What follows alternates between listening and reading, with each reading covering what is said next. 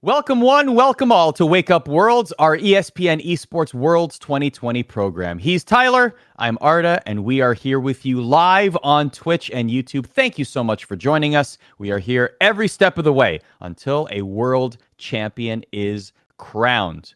Every day at 11 a.m. Eastern, throughout the quarterfinals, semifinals, and the finals, we will be with you. And at least as it looks, as it pertains to the finals themselves, we have one less European team involved. After an absolute banger of a series, many people said TES would go 3-0.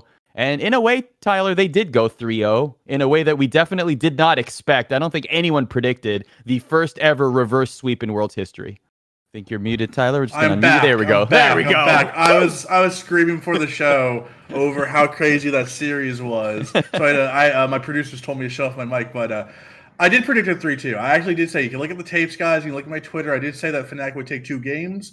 I did not think it'd be a reverse sweep. I did not think they would get out to the 2-0 lead. I thought it would be more of a slugfest back and forth. FNATIC trying to, it would be like 1-1, 2-1, 2-2, and then finally TS would pull away in the end.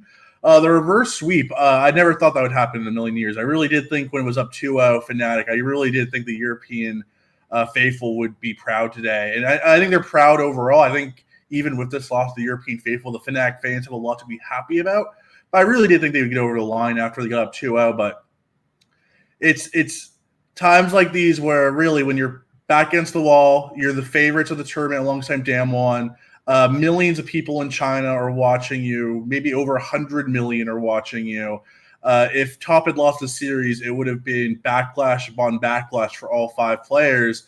But the resiliency they showed, especially Karsa, who had a woeful first 2 games, and I thought he looked like an old man playing against LeBron James or like a in the prime self-made who was just dumpstering Karsa, making him look like a fossil of the old times. Bust out the Lee Sin in game 3, bust out the Nidalee in game 4, and comes alive and just takes over the series when his team needed him the most. And this is going to be one of the most memorable best of 5s in World's history, not only because of the reverse sweep, but just the antics, the flashing of the emote of Hillsong in game 5, flashing the IG emote before Jackie Love, puts on his dancing shoes and just dodges 12 different skills. Mithy eating as the camera breaks to him in game 5 while the rest of his coaches are face palming and he's eating and just watching the game. Like, so many good fun moments and just 5 banger games where FNATIC is a team, and I said this yesterday, I said this would not be a DRX versus Damwon series where Damwon just kind of oppressed DRX and DRX went out without a fight. They rolled over.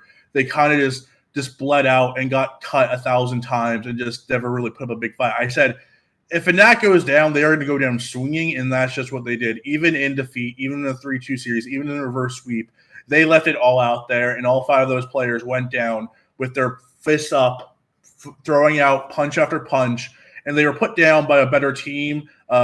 Could be one of the better teams of all time in League of Legends history. In terms of talent, they're just chock full of it. Experience with Karsa. But they went down swinging, and that's all you can really hope for. And you'd have hoped they could have pulled it over the line. If a 2-0 lead, you should stamp the door. You should take one of those 3 games with the 3 games you have in hand. But TES showed resiliency, and FNATIC showed a never-die attitude that I just have to respect. They went down with 5 banger of games in a series that we're never going to forget. Very similar to the Misfits series 3 years ago in China, where Misfits was so close to beating SKT. SKT pulled it over a 3-2 series. Same deal here, where FNATIC goes down 3-2 to Top Esports in an iconic series. You just have to say an iconic series, yep. One that's going to hang up there in the pantheon of great League of Legends series. First of all, FNATIC is in the chat. Please throw them some hearts in the chat. That was a valiant series. It was excellent to watch. They gave us quality entertainment amidst the pandemic. So hearts to FNATIC, a valiant effort indeed. A banger. A banger, an all-timer, like you said. We got to get to how this changed course. Let's talk about the series itself. Because the first 2 games, we saw some dominant FNATIC play. Bwipo on Singed, the winning team fights around the Baron, Jackie Love looking clueless on the Rift, Yu Yanja setting records for most deaths at 15 minutes. Like, it looked dire for TES in those 2 games. So take us through, Tyler. From your eye, what happened between those two games and the last 3 games that TES were able to turn it around? Well, in the first 2 games, it looked like TES didn't understand the meta. They kind of just let Selfmade take over the jungle. Karsa looked like a fossil. His Jarvan game, as Fruskarian very succinctly pointed out during the broadcast, it was dumpster levels. It was a terrible Jarvan game. It didn't fit the meta. It didn't fit this current kind of 5-on-5 we're currently seeing in the League of Legends meta, and it just looked like they were behind the step. They just didn't have any kind of understanding of what kind of game was being played in the 2020 World Championship, where they were kind of just letting their bot side get dominated. And a lot of that was not only to Karsa. You can't blame the jungler solely. It was also down to how bad the bomb lane of TES was. It was a 2v2 straight up, and Reckless and Hillsong were battering Top Esports. It wasn't a 3v2. It wasn't, Selfmade just camping and TES, blaming in all chat, like, okay, camping, it's not our fault. This was a straight up just very 2v2, 2 confident bot lanes. Jackie Love is one of the most disrespectful AD carries in terms of his play style. And that's not saying that's bad, right? Like, you want a player that's all confident, who has that disrespect, who will flash forward on Ezreal and try to take you in a 1v1, because that's what makes you a world champion. That's why he won a world championship in his rookie year of Invictus Gaming.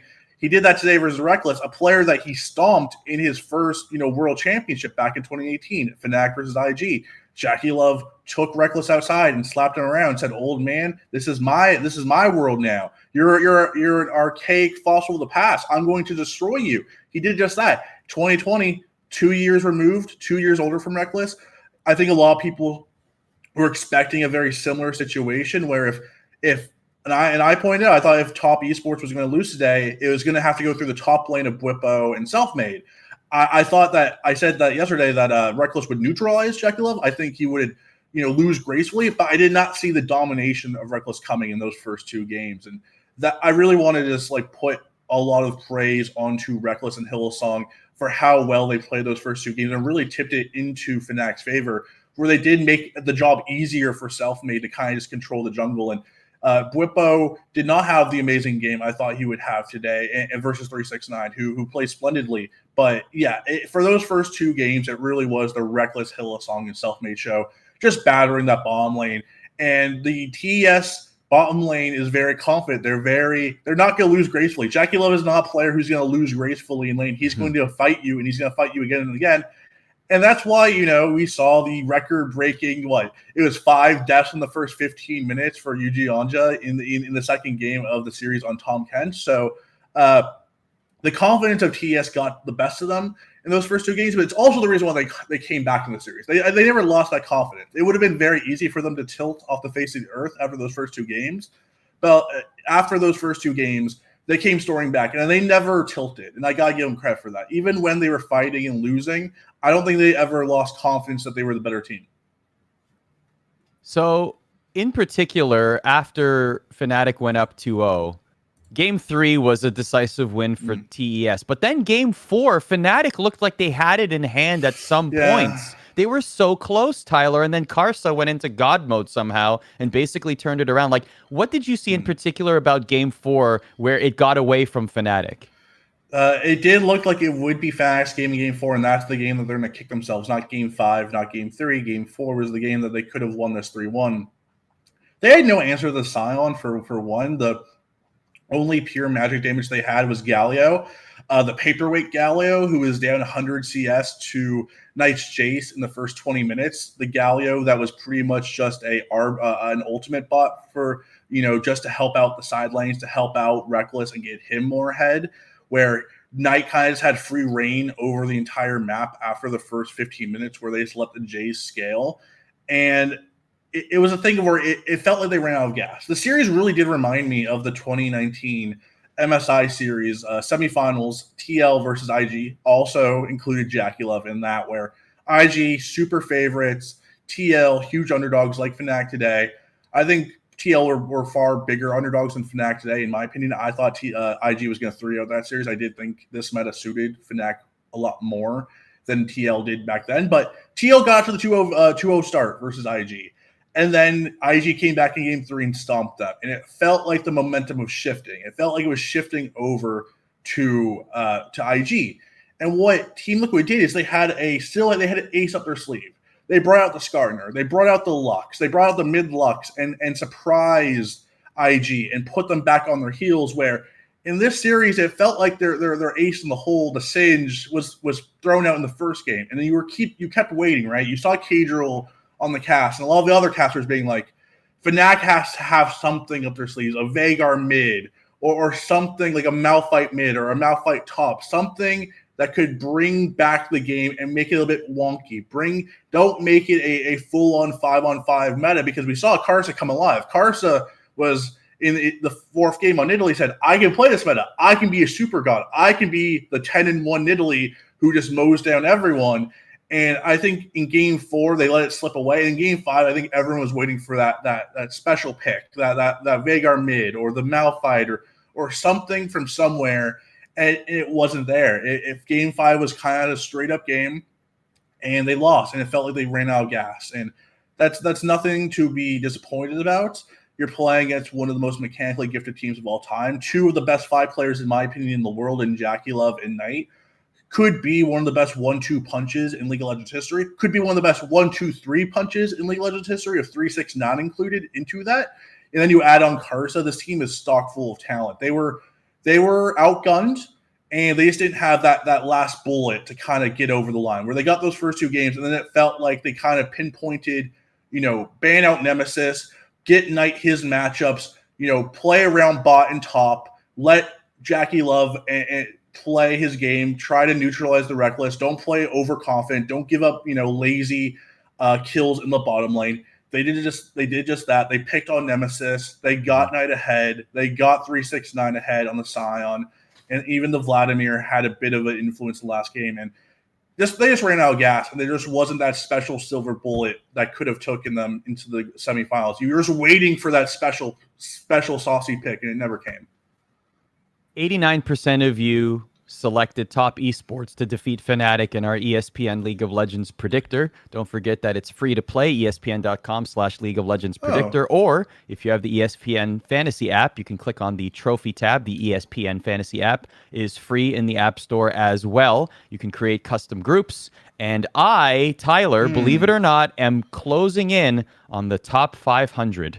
Amazing. Ooh, I'm 63. I'm in the 99. Oh, you're climbing. I'm in the 99 percentile. I've been correct on pretty much every pick so far. I got the JD Gaming wrong. I had them over Suning, but I did have that Zoom would have more kills than England. Yeah, me too.